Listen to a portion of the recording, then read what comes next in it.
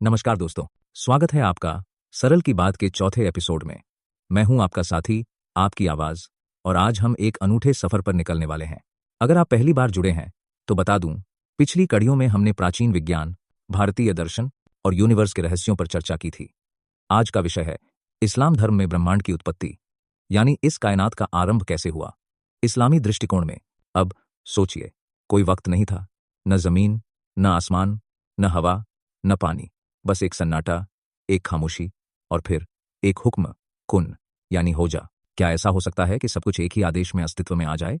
आप सोच रहे होंगे, क्या ये कोई कल्पना है या इसके पीछे कोई गहरा अर्थ छुपा है?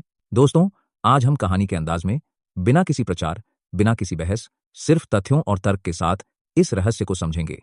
ना तारीफ, ना बुराई, बस जैसा है वैसा। तो चलिए शुरुआत करते हैं उस पल से जब सृष्टि में पहली बार हलचल हुई, और जानते हैं इस्लामी मान्यताओं में ब्रह्मांड के जन्म की दास्तान। कहानी शुरू होती है एक खालीपन से।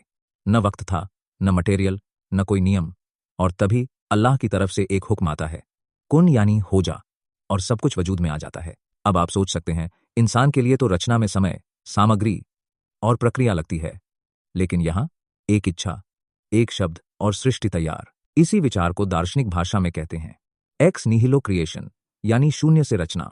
आसान शब्दों में, जैसे कोई जादूगर कहे हो जा और सामने सेब आ जाए। पर यहां जादू नहीं, बल्कि मानी है परम शक्ति की स्वतंत्रता। तकनीकी रूप में इसे क्रिएशन फ्रॉम नॉन बीइंग भी कहते हैं, यानी कोई अस्तित्व नहीं था, फिर भी कुछ उत्पन्न हो गया। ये विचार विज्ञान के laws of conservation of matter से बिल्कुल अलग है, जहां कहा जाता है ऊर्जा नष्ट या उत्पन्न नहीं हो सकती, केवल रूप बदलती है। तो यहां सवाल उठता है, क्या यह केवल आस्था है या इसमें कोई तर्क का बीज छुपा है? चलिए अगले हिस्से में जानते हैं इस्लामी ग्रंथ इस शुरुआत को किस तरह बयान करते हैं। अब आते हैं कुरान में ब्रह्मांड की शुरुआत के वर्णन पर। यहां एक जगह लिखा है, क्या उन्होंने नहीं देखा कि आकाश और पृथ्वी जुड़े हुए थे, फिर हमने उन्हें अलग किया? अब आप पूछेंगे, क्या यह बिग बैंग थ्योरी की तरफ इशारा है? देखिए, सीधा वैज्ञानिक सिद्धांत नहीं है, मगर प्रतीकात्मक भाषा में वो घटना बयान की गई है जहां सब कुछ एक साथ था, फिर एक धमाके या विभाजन से सृष्टि फैली। इस्लामी विद्वान इब्न कथीर, ताबारी और आल राजी बताते हैं, ये एक दैवी चमत्कार था, कोई चरण दर चरण विकास नहीं, बल्कि एक ही आज्ञा से सब कुछ वजूद में आ गया। यहां दो टेक्निकल शब्द समझिए, सिंगुलैरिटी, यानी एक बिंदु जिसमें सारा ब्रह्मांड सिमटा था, और एक्सपेंशन, मतलब फैलाव, जो बिग बैंग के बाद हुआ। तो क्या यह विज्ञान से मेल खाता है?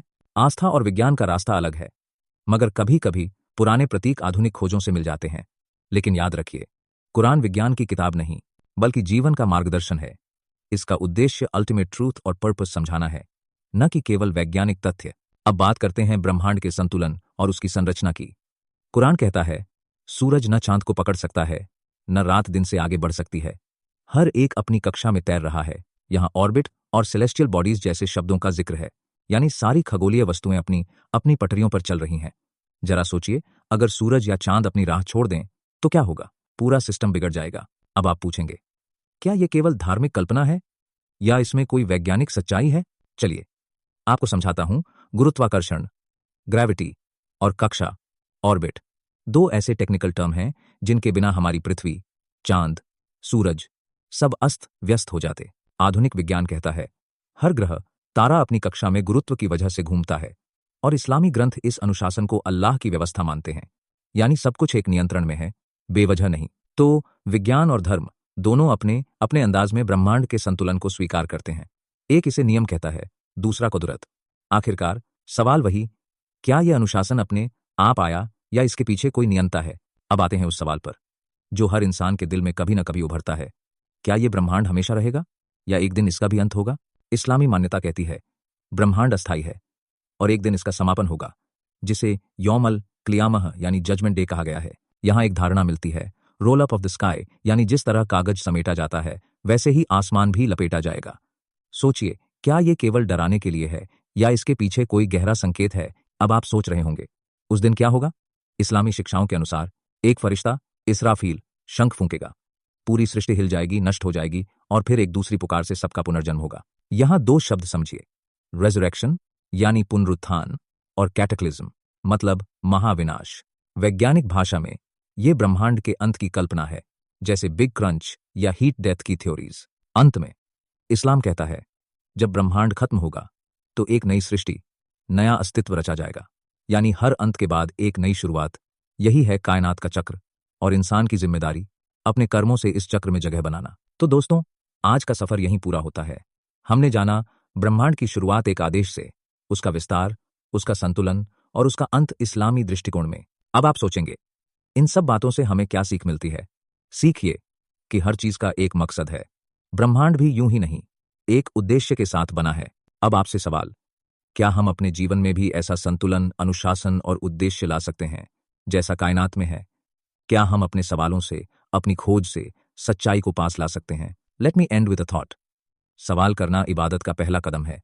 ब्रह्मांड की खोज दरअसल खुद को समझने की शुरुआत है। अगली बार हम एक नए पहलू, एक नई हकीकत के साथ मिलेंगे।